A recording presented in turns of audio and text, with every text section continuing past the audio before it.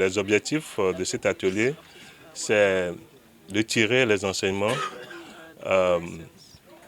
que nous pouvons partager avec les États en matière de suivi-évaluation du premier plan décennal de l'agenda 2063. Comme vous le savez, ce premier plan décennal a été mis en œuvre entre 2014 et 2023.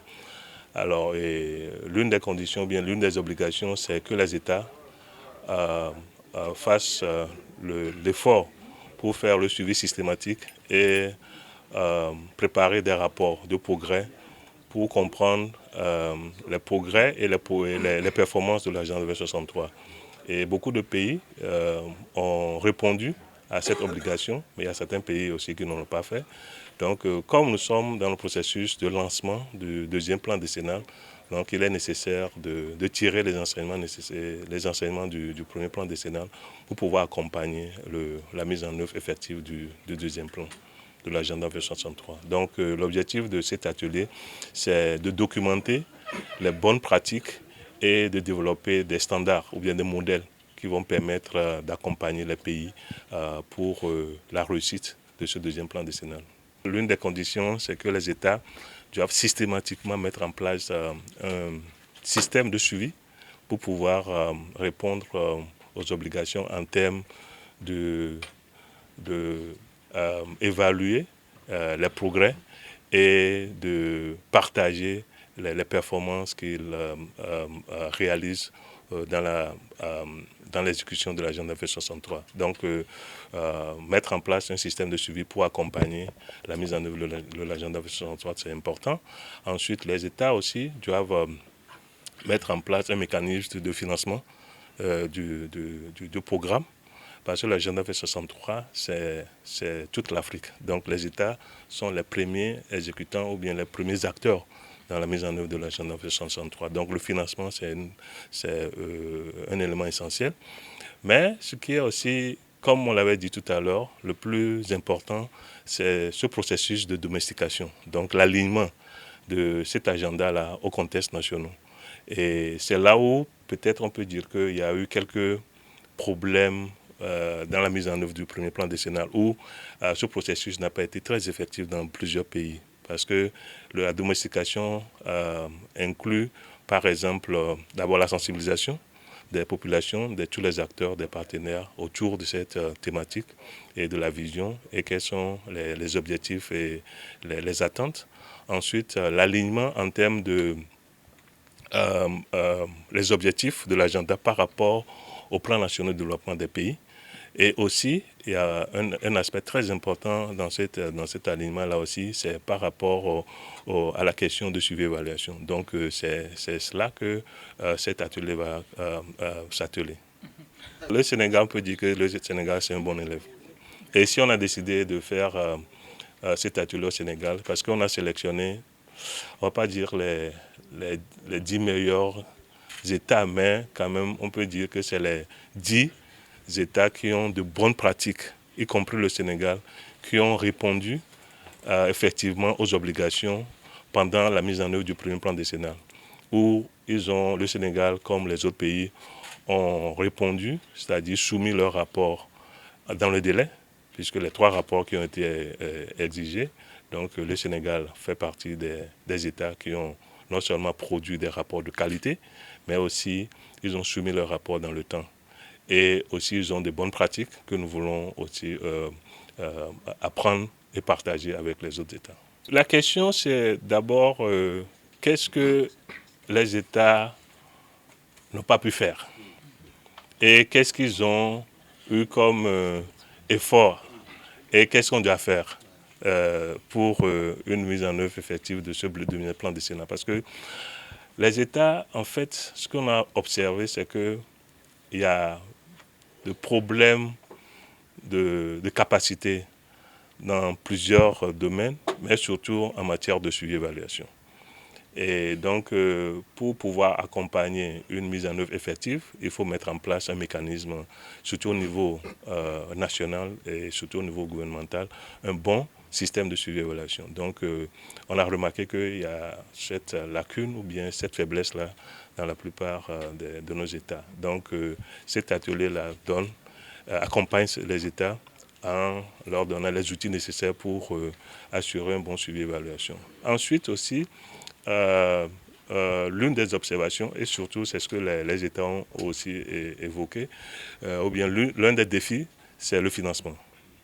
Le financement, même sur les questions de reporting, même pour préparer le rapport et terminer tout le processus de collecte de données, consolidation, validation et même la soumission du rapport, il y a des États qui ont, je dirais, se sont confrontés à cette difficulté de financement ou bien de ressources pour pouvoir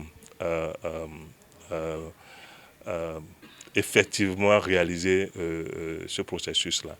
Je peux dire aussi que l'une des difficultés auxquelles les États ont eu à faire face, c'est au niveau de la coordination de l'agenda 2063 par rapport à l'agenda 2030 des Nations Unies, où on peut dire que ce processus est très huilé, mais au niveau de l'agenda 2063, on a remarqué qu'il y a un certain nombre de lenteurs. Donc c'est pour cela, vous verrez que dans ce deuxième plan décennal, on a parlé de 2 agendas, mais un seul plan de développement pour l'Afrique. Donc on n'aura plus.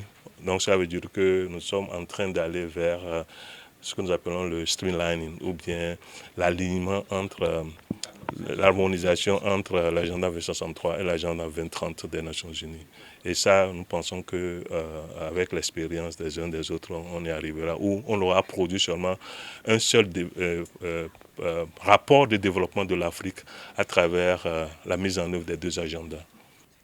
Thank you very much. I believe we should look at it in 2 ways. The obstacles were not from AU to unlock. It's a 2-way thing. This agenda belongs to the citizens of Africa, and it is implemented at member states. Donc, durant cette première décennie, en fait, l'évaluation, c'est des 2 sens. C'est-à-dire, ce n'est pas seulement l'Union africaine, mais c'est les États membres également qui doivent revoir ce qui a marché et ce qui n'a pas marché. Le premier objectif durant cette première décennie, c'était d'abord d'avoir cette convergence de vues et d'avoir des objectifs bien clairs. On sait qu'on n'a pas tout atteint, mais au moins, il y a eu des progrès. Et pour cette deuxième décennie, l'objectif, c'est d'accélérer les choses, c'est-à-dire d'avoir une meilleure harmonisation, de tirer les leçons apprises de cette première décennie. Et on sait qu'il y a eu beaucoup de choses qui ont impacté également notre mise en œuvre, notre exécution, c'est-à-dire même la COVID-19 a eu également un impact. Et un autre aspect également, ce sont les changements climatiques qui affectent beaucoup également l'exécution de notre programme, mais on est en train de revoir tout cela pour comment mieux améliorer les choses, comment mieux coordonner nos activités pour qu'on puisse atteindre les objectifs qu'on s'est fixés et avoir le progrès escompté. We measured in Agenda 2063 is a little lower than 40%, which means that we didn't achieve exactly what we wanted to achieve. Thank you very much. I want us to change the narrative a little bit to say that if this agenda is member state owned, Alors, je voulais juste préciser que le financement, c'est du ressort des États membres, ce n'est pas de l'Union africaine. Et que nous, on est là juste pour la coordination. Et que s'il appartient aux États membres qui contribuent régulièrement et qui s'engagent réellement auprès des États pour qu'ils puissent s'acquitter de leur contribution, pour qu'on puisse apporter l'appui nécessaire. Donc, déjà, c'est ce rôle de coordination que je précise encore, et que le financement provient des États membres. Il faut que les États membres s'acquittent de leurs cotisations, de leur engagement, pour qu'on puisse mettre en œuvre correctement nos actions. Organs that are mandated to fund Agenda 2063, we are talking to them to improve our ability to coordinate you better. Et il y a également des partenaires qui sont à nos côtés, qui nous financent, tels que la Banque africaine de développement, qui finance des projets et des programmes. Et nous, si on a encore une fois les financements, l'engagement des États membres, on pourra mettre en œuvre et exécuter comme il faut, comme il se doit, des programmes.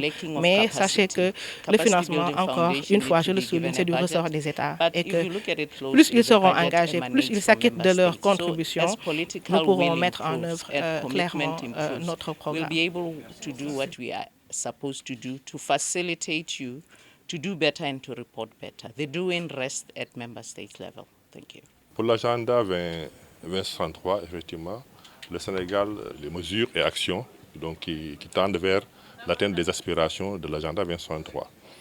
Et comme vous le savez, l'agenda 2063 comme l'agenda 2030 sont parfaitement alignés au plan national de développement donc, qui était là et qui était inspiré de la vision du plan Sénégal émergent.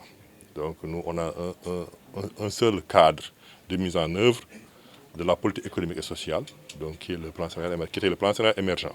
Donc on a fait le travail d'alignement avec les autres agendas internationaux. Aujourd'hui aussi, on a un nouveau régime, il y en a une alternance, il y a de nouvelles orientations stratégiques avec le projet. Donc on va s'inspirer donc, des orientations du projet qu'on va décliner en PND, mais aussi en veillant à ce que donc, les objectifs de l'agenda 2030 et de l'agenda 2063 soient parfaitement alignés. Donc c'est un processus donc, continu. Donc pour la première décennie, pour la mise en œuvre, le Sénégal effectivement a fourni un rapport de suivi. Donc on fait régulièrement nos rapports de suivi. On a un cadre de suivi des indicateurs de l'agenda, pour chaque agenda. Hein. Donc on a un cadre de suivi. Donc on extrait effectivement les résultats et on fait le reporting. Je crois que ça c'est un exercice assez aisé quand on a un dispositif administratif qui est là. Donc une direction générale de la planification qui assure effectivement la coordination du suivi de la politique économique de l'agenda 63 et de l'agenda 2030. Donc je crois qu'effectivement pour nous le problème de suivi ne se pose pas. Voilà, donc on a quand même fait des efforts, des progrès dans l'atteinte de certains objectifs. Et ça, c'est grâce à l'efficacité de notre pays dans les investissements en matière de politique publique. Parce qu'effectivement, pour atteindre donc, ces objectifs, il faudra vraiment améliorer l'investissement, donc le financement du développement. Et comme on l'a dit, le financement, ça vient des États. Et ce n'est pas des processus parallèles, c'est une seule dynamique. C'est-à-dire, donc, quand on met en œuvre des projets, un ensemble de projets et de programmes, donc ça vise effectivement à améliorer les conditions de vie des populations, assurer effectivement leur bien-être. Et du coup, effectivement, on fait des progrès dans l'atteinte des objectifs qu'on s'est fixés dans les différents cadres. Je crois que ça, le Sénégal, effectivement, en matière d'investissement, on a beaucoup fait, il y a eu beaucoup de réalisations, il y a eu beaucoup de progrès. Et aujourd'hui, on peut effectivement voir l'impact que ça a eu donc, sur l'accès aux services sociaux de base, l'éducation, la santé et effectivement les autres secteurs. Pour la gouvernance, ça effectivement, il y a toujours des objectifs. Et nous-mêmes, dans nos interventions, dans nos axes stratégiques, on a souvent mis en avant la gouvernance comme une des priorités essentielles.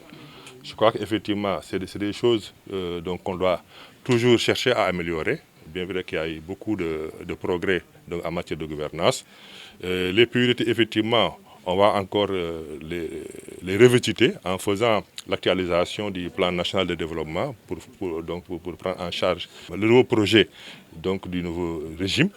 Effectivement, on va voir dans quel ordre de priorité on va les classer. Je crois qu'effectivement, il y a des acquis, il y a des atouts sur lesquels on doit pouvoir s'appuyer pour pouvoir effectivement bien mettre les choses à leur place.